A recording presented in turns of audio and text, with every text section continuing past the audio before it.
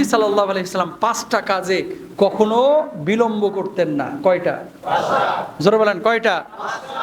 যে কোনো কাজে তাড়াহুড়া করা এটা হচ্ছে শয়তানের কাজ। কার কাজ? শয়তানের কাজ। যে কোনো কাজ ধীর স্থির ভাবে করলে ভুল হয় কম, এই কাজগুলো সঠিক হয় বেশি, ঠিক না?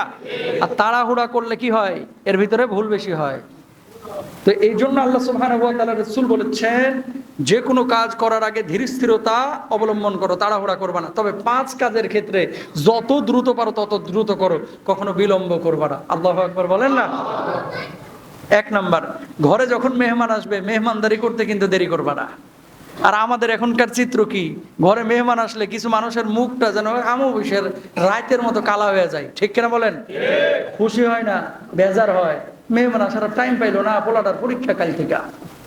কথা কন, মেহমান আসার টাইম পাইলো না, আর পকেটের অবস্থা ভালো না। এই মনে রাখবেন, মেহমান বাড়িতে আসলে সে আপনার জন্য বারাকা নিয়ে আসে, এটা আপনি বুঝেন না মিয়া। মেহমান যখন আসে রহমত মনে করবেন। নবীজি যেটা করতেন, নবীজির কাছে মুসলমান মেহমান আসলেও তিনি আপ্যায়ন করতেন, ইহুদি খ্রিস্টান আসলেও আপ্যায়ন করতেন। বলুন সুবহানাল্লাহ। আর একটা হিন্দু আসুক না আপনার বাড়িতে, একটা হিন্দু আসুক, ও ঢুকতেই দিবে না যদি বুঝে হিন্দু। কথা কর না কেন? আর যদি আপনার গ্লাসে পানি খাইছে তো মাশাআল্লাহ, হিন্দু পানি খাইছে এটা ঝামা দিয়ে ঘষ, এই গ্লাসে আর পানি খাওয়া যাবে না, এরকম লোক আছে না? অথচ নবীজির বিছনা নাপাক করে দিয়ে গেছে ইহুদি। রাত্রেবেলা ধুমায় খাইছে, খায়া ঘুমাইছে বিছনার উপরে, একেবারে ওপর নিচ মেসাকার করে লাইছে। সেই বিছানা নবীজি নিজে ধৌত করেছে। যে মানুষটা একটা ইহুদিকে রাত্রিবেলায় পেট পূর্ণ করে খাওয়ায়া তার বিছানা ছেড়ে দিতে পারে, আমি বিছানা নাপাক করেছি, সেই বিছানা যেই মানুষটি ধৌত করতে পারে, আল্লাহর কসম এর ধর্ম মিথ্যা হতে পারে না। আপনি আমার কালেমা পড়ায় দেন, আমি ঈমান এনে ফেললাম। আর আমাদের আখলাক কি? আমাদের আখলাক কি?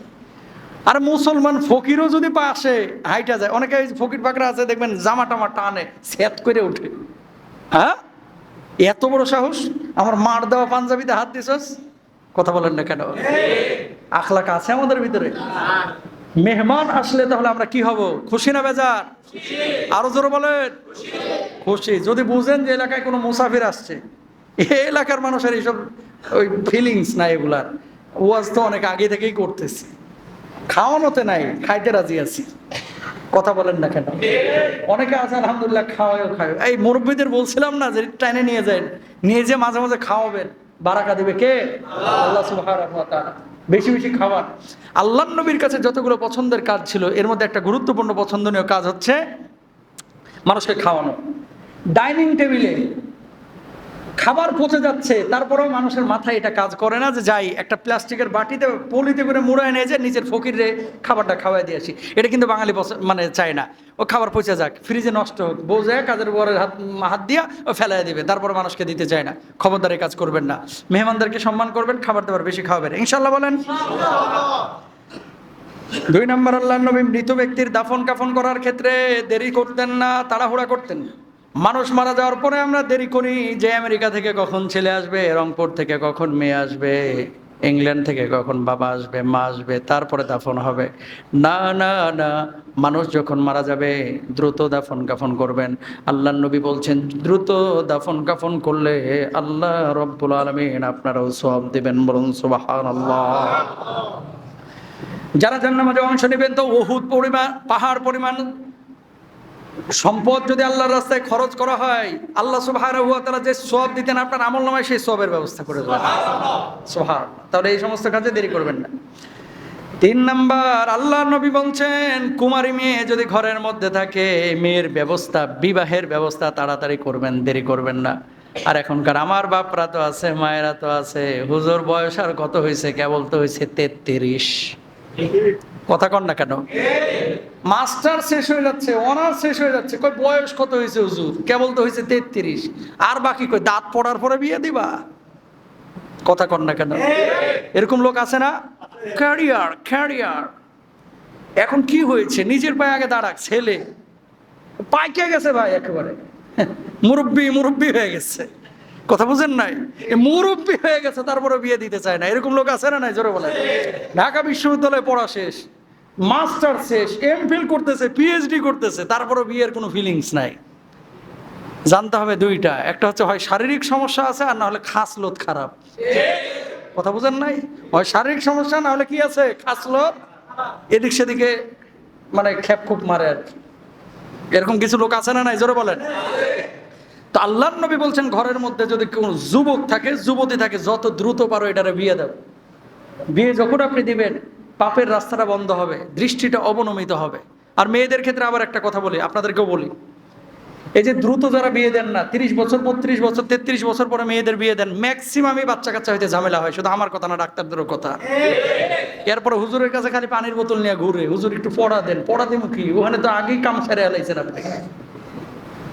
যখন যেটার যে সময় আল্লাহ তাআলা দিয়েছে সেটাকে সে সময় আপনাকে কাজে লাগাইতে হবে। আল্লাহ বললো যে এই সময় বিয়ে দাও, আর আপনি দিলেন আরেক সময়, তো ঝামেলা তো হবে। এই জন্য তৃতীয় কাজ, যেটাতে ধীরে মানে কোনো বিলম্ব করবেন না, ঘরে যদি কুমারী মেয়ে থাকে তার বিয়ে দিতে। 4 নম্বর দ্রুত কাজ হচ্ছে ঋণ যদি কেউ পায়, যত দ্রুত পারেন ঋণটা পরিশোধ করবেন। আল্লাহর নবী করেছেন, আপনারা করতে বলেছেন, কিন্তু আমার বাংলাদেশের চিত্র এখন কি, বাপরে বাপ, টাকা যদি হাতে পাইছে এরপর আর চিনে না। কথা কন না কেন? ঋণ যখন নিবে, সালাম আলাইকুম মুরব্বি, টাকাটুকি আছে নি কিছু? আছে 5,000, এই তো রোববার আসরের আগেই শোধ করে দেবো, দেন না 5,000 টাকা। ওরে ভাই, মুখ দিয়ে যেন রসগোল্লা ছুটতেছে, এত সুন্দর করে কথা। টাকাটা পাওয়ার পরে রোববার 3 মাস গেছে গা ভাই, প্রায় 12টা রোববার চলে গেছে, ফোন দিলেও ধরে না, কুঁত করে কাইটা দেয়। কিছু লোক আছে না নাই, জোরে বলে। দোকানে বাকি নিছে, এসার আগেই টাকা পেয়ে যাবি ভাই, চিন্তা করিস না, খালি একটা সয়াবিনের বোতল দে, 200 টাকা বিল আসছে। কিসের এসা? এক রোজার ঈদ থেকে আরেক রোজার ঈদ রাবারের মতো টাইনে গেছে গা, ধরা দেয় না। বেটা 200 টাকার লাগে পাগল হয়ে গেছে দেখি পোড়া। লোক আছে না নাই, জোরে বলেন। খাওয়ার সময় খায়, নেওয়ার সময় নাই, দেওয়ার সময় মামুরে চিনে না। মুরব্বী আপনি সাবধান হয়ে যান, ঠিক কেনা? আর এই সমস্ত লোক, এই খাসলত খারাপ। এগুলো কিছু লোক আছে পকেটে টাকা থাকলেও দিতে চায় না। এরকম মুসল্লি যদি কেউ এখানে থাকেন, সতর্ক হয়ে যান, আপনার চরিত্র খারাপ, আপনি মুনাফেক, আপনি নবীর দুশমন। কেন? ঋণ একজন মানুষ আপনার কাছে টাকা পায়, আল্লাহর নবীর কাছে সাহাবীর লাশ নিয়ে আসা হয়েছে, নবীজিকে বলা হলো যে তার জানাজাটা পড়ায় দেন। আল্লাহ নবী বলছেন তার জানাজা আমি পড়াবো না। ওকে নবীজি, উনি তো আপনার সাহাবী, কেন তার জানাজার নামাজ পড়াবেন না? আপনার সাহাবী তো উনি। আল্লাহর নবী বলছেন সে ছিল ঋণগ্রস্ত, সামর্থ্য ছিল ঋণ পরিশোধ করার, ঋণ পরিশোধ করে নাই, এই জন্য আমি নবী তার জানাজার নামাজ পড়াবো না। নাউজুবিল্লাহ, জোরে বলেন। এই রোগটা আমাদের সমাজে এখন রগে রগে ঢুকে গেছে। কথা বলেন, ঠিক কিনা? এই টাকা ধার দিছেন, টাকা পান, এরকম লোক আছে যে কমিটমেন্ট ব্রেক করছে। এখানে কে কে আছেন, হাত তুলেন তো একটু দেখি। ধরেন একজনের টাকা ধার দিচ্ছেন, টাইম মতো দিচ্ছে না, এরকম আসেননি 2-1 জন? আছে 2-1 জন হাত তুলেন তো দেখি, 2-4 জন। এই যে দেখছেন, অনেক আছে, অনেকে শরমে হাত তুলতেছে না, হাত নামান। অনেকে আছে। তার মানে কি, এটা একটা জাতীয় সমস্যা। আপন ভাবে এক কাজ করে, আর দূরের মানুষ হলে তো কোনো কথাই নাই, দিতে চায় না। কেন রে ভাই? মুমিনের জবান হবে একটা। মুমিনের জবান কয়টা? মিছা কথা বলে টাকা নেন কেন? যেটা পারবেন না সেটা বলেন কেন?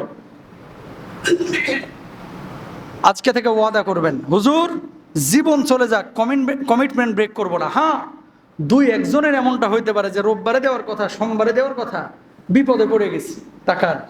নবীজি বলছেন, কোনো মুসলমান যদি আরেকজন মুসলমানকে কিছু টাকা দিল, ঋণ, কর্জে হাসানা, খেয়াল করেন, 1000 টাকা আপনি কর্জে হাসানা দিয়েছেন, আল্লাহ নবী বলছে 20 দিন যে সময় দিল, এই 20 দিন প্রতিদিন 1000 টাকা করে সাদাকা করলে যে পরিমাণ সওয়াব হইতো, এই 20টা দিন সময় দেওয়ার কারণে আল্লাহ তাআলা তার আমলনামায় প্রতিদিন 1000 টাকা সওয়াব দিবেন।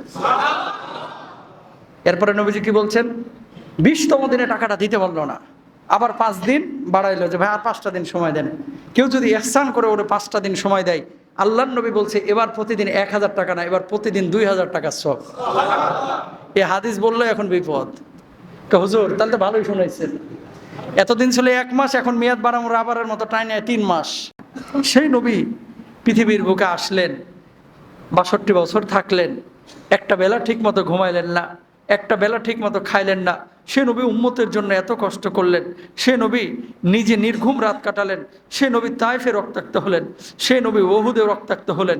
কেন? একমাত্র এই উম্মতের জন্য, এই দিনের জন্য। সেই দিনকে আমরা উম্মত আজকে কিভাবে গ্রহণ করেছি দেখেন। একদিকে দুনিয়া, আর একদিকে হচ্ছে নিজের সমস্ত কাজ কারবার। নবীর গলায় ছুরি চালাচ্ছি, নবীর সুন্নাহকে আমরা ধ্বংস করছি, নবীর মতদর্শকে, নবীর আদর্শকে আমরা ধ্বংস করছি। অন্যদিকে দাবি করছি যে আমরা নবীকে অনেক ভালোবাসি। নবীকে ভালোবাসার নমুনা হচ্ছে নবীর সুন্নাহকে মানা, ঠিক কিনা? হুজুর দেখতে কেমন ছিলেন আমাদের নবী? শোনেন, এক কথায় যদি বলেন আপনারা বলবেন যে অনেক সুন্দর ছিলেন, অনেক সুন্দর ছিলেন। ইউসুফ আলাইহিস সালাতু ওয়াস সালামকে যখন ওই মিশরের মহিলারা দেখতে এসেছিল, সেই সময়ের দাবি অনুযায়ী দেখতে আসার পরে আপনারা জানেন যে তাদের হাতে আপেলের টুকরা, মানে একটা করে আপেল আর ছুরি দেওয়া হয়েছিল। তো ছুরিতে আপেল না ধরে তারা হাত ধরে হাত কেটে ফেলেছিল সৌন্দর্যে বিমোহিত হয়ে। ইতিহাসবেত্তারা বলেন, আমার পেয়ারা হাবিবকে কেউ যদি এইভাবে দেখতো, ছুরিটা তার হাতে না, ছুরিটা তার বুকে চালায় দিত, কিন্তু বুঝতে পারতো না যে কি দেখতেছে তারা। সামনে রহমাতুল্লিল আলামিন এত সুন্দর ছিলেন, বলুন সুবহানাল্লাহ। আল্লাহর হাবিব সাল্লাল্লাহু আলাইহি ওয়াসাল্লাম এমন লাবণ্য চেহারা অধিকারী ছিলেন, এমন প্রশস্ত কাঁধের অধিকারী ছিলেন যে কাঁধ কারোর সাথে মেলে না, যে চেহারা কারোর সাথে মেলে না। নবীজি সাল্লাল্লাহু আলাইহি ওয়াসাল্লামের ভ্রুগুলো ছিল একটু লাগানো ধনুকের মতো, এবং না মোটা না চিকন, তবে ভ্রুগুলো একেবারে কুচকুচে কালো দেখা যাইত। কপালটা ছিল একটু লম্বাটে, ছোট কপাল না, আবার খুব বড় কপালও না, দেখতে খারাপ লাগে, মাঝারি মানের কপাল ছিল। নবীজি যখন ঘামতেন, কপালের ওপরে যখন ক্ষুদ্র ক্ষুদ্র ঘামগুলো বের হতো, যেন মনে হতো নবীজির কপালে মণিমুক্তগুলো ঠিকরে পড়তেছে, একেবারে জল জল করে প্রজ্বলিত হচ্ছে, বলুন সুবহানাল্লাহ। আমার পেয়ারা হাবিবের কাঁধটা ছিল প্রশস্ত, বুক থেকে নিয়ে নাভি পর্যন্ত একটা সরু পশমের রেখা ছিল। নবীজির চোখগুলো না ছিল ডাগর চোখা, না ছিল একেবারে ছোট, মধ্যম মানের। চোখের মনির চারিপাশ ছিল একেবারে শুভ্র সাদা, কোনো লাল অথবা কালো ভাব ছিল না, তবে চোখের মনিটা ছিল একেবারে কুচকুচে কালো। নবীজি সাল্লাল্লাহু আলাইহি ওয়াসাল্লামের চেহারাটা না ছিল একেবারে সাদা, না ছিল লালচে, না ছিল শ্যামবর্ণের, মাঝারি গড়নের। কেমন আকার আকৃতি? দুধে আলতা মেশাইলে যেরকম একটা কালার তৈরি হয়, আল্লাহর হাবিব সাল্লাল্লাহু আলাইহি ওয়াসাল্লামের চেহারাটা ছিল এরকম একটা কালারের, না ফর্সা না শ্যামলা, কালো তো প্রশ্নই ওঠে না, তাকাইলে শুধু তাকিয়ে থাকতে মন চায়, বলুন সুবহানাল্লাহ। একজন সাহাবী নবীজি সাল্লাল্লাহু আলাইহি ওয়াসাল্লামের ব্যাপারে বর্ণনা করতে গিয়ে তিনি বলছেন যে আল্লাহর হাবিব সাল্লাল্লাহু আলাইহি ওয়াসাল্লামের দিকে জাবির ইবনে সামুরা রাদিয়াল্লাহু তাআলা আনহু থেকে বর্ণিত, তিনি বলছেন আল্লাহর হাবিব সাল্লাল্লাহু আলাইহি ওয়াসাল্লামের মুখ ছিল প্রশস্ত, চোখের শুভ্রতার মাঝে কিছুটা লালিমা ছিল, পায়ের গোড়ালি স্বল্প মাংসল ছিল। গোড়ালিতে অনেকের মোটা গোশত থাকে একেবারে, আল্লাহর হাবিবের এরকম মোটা গোশত ছিল না, গোশত ছিল সামান্য। নবীজি যখন হেঁটে যেতেন মনে হচ্ছে উপর থেকে নিচের দিকে তিনি নামছেন। মাঝে মাঝে যখন নবীজি হাঁটতেন, সাহাবেরা পেছন থেকে নবীজির চুলের দিকে তাকাতেন, মাথার দিকে তাকাতেন, দেখা যেত সমুদ্রের ঢেউ যেন নবীজির মাথায় খেলে যাচ্ছে। না চুলগুলো ছিল একেবারে শার্ট সলিড, আবার না ছিল একেবারে কোঁকড়ানো। সলিড এবং কোঁকড়ানোর মাঝামাঝি যে চুলটা, দেখলেই তাকিয়ে থাকতে মন চাই। আমার পেয়ারা হাবিবের চুল ছিল এরকম কোঁকড়ানো, বলুন সুবহানাল্লাহ। জাবির ইবনে সামুরা রাদিয়াল্লাহু তাআলা আনহু তিনি বলছেন, একবার পূর্ণিমার রাতে নবীজি সাল্লাল্লাহু আলাইহি ওয়াসাল্লামের চেহারার দিকে তাকানো হলো স্নিগ্ধ আলোতে, যে নবীজিকে বেশি সুন্দর লাগছে নাকি পূর্ণিমার চাঁদকে বেশি সুন্দর লাগছে। দেখা গেল নবীজির চেহারাটাই বেশি সুন্দর মনে হচ্ছে।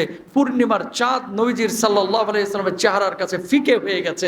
পূর্ণিমার চাঁদের চাইতে আমার নবীজি বেশি সুন্দর ছিলেন, এত সুন্দর ছিলেন তিনি।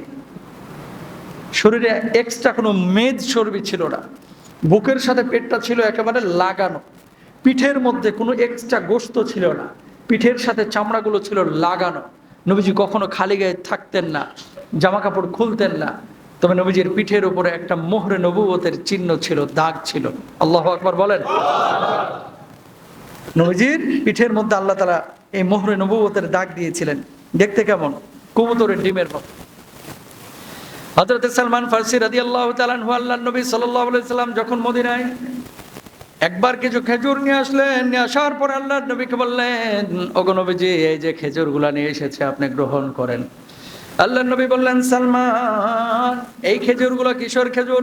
বললেন আল্লাহর নবী, এগুলো সাদাকার খেজুর। আল্লাহর নবী বললেন, আমি সাদাকার খেজুর ভক্ষণ করি না, এগুলো অন্যদেরকে দাও। পরের দিন আবার খেজুর আনা হলো। সালমান, এই খেজুরগুলো কিসের খেজুর? আল্লাহর নবী, এই খেজুরগুলো আপনার জন্য হাদিয়া স্বরূপ আমি এনেছি, সাদাকার খেজুর না।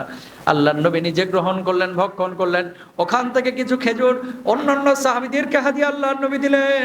যখন হাত দিয়ে এই খেজুরগুলো প্রশস্ত হাতে আল্লাহর নবী দান করছিলেন, যখন দিচ্ছিলেন, নবীজির পিঠ মোবারকের দিকে সালমান আল ফারসি তাকিয়েছেন।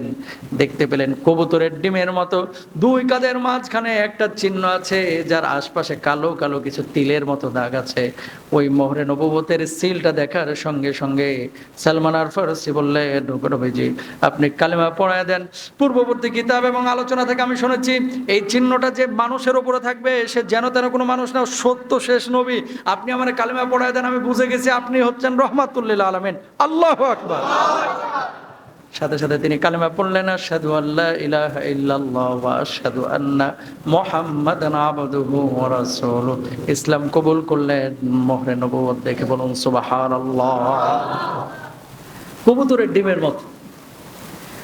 আরেকজন সাহাবী রাসূল আকরাম সাল্লাল্লাহু আলাইহি ওয়াসাল্লামের ব্যাপারে বলতে গিয়ে তিনি বলছেন কি দেখেন, হযরত সাইব ইবনে ইয়াজিদ রাদিয়াল্লাহু তাআলা আনহু থেকে বর্ণিত, তিনি বলছেন, একদিন আমার খালা আমাকে নিয়ে আল্লাহর হাবিব সাল্লাল্লাহু আলাইহি ওয়াসাল্লামের কাছে গেছেন। তার খালা কার কাছে নিয়ে গেছেন? নবীজির কাছে। নবীজির কাছে নিয়ে যাওয়ার পরে বলছেন, ওগো নবীজি, আপনার মুখে তো বারাকা আছে, ছেলেটা অসুস্থ, আপনি একটু চিকিৎসা করে দেন, মানে ঝাড়ফুঁক করে দেন। নবীজি সাল্লাল্লাহু আলাইহি ওয়াসাল্লাম তাকে ঝাড়ফুঁক করে দিলেন, আলহামদুলিল্লাহ সুস্থ হয়ে গেলেন। এখন নবীজি ওযু করবেন। নবীজি ওযু করার পরে এক্সট্রা যে পানিটা ছিল এই পানিটা নিয়ে ছেলেটা খেয়ে ফেললো। যখন নবীজি সাল্লাল্লাহু আলাইহি ওয়াসাল্লাম ওযু করছিলেন, ওযুর অবশিষ্ট পানি পান করলাম, তার পেছনে গিয়ে দাঁড়ালাম, সঙ্গে সঙ্গে তার দু কাঁধের মধ্যস্থ মোহরে নবুয়তের দিকে আমার দৃষ্টি পড়ে যায়, যা দেখতে পাখির মানে কবুতরের ডিমের মতো। আমি সেদিনই প্রথম নবীজির পিঠের উপরে এই কবুতরের ডিমের মতো মোহরে নবুয়তের সিল দেখতে পাইলাম। বলুন সুবহানাল্লাহ।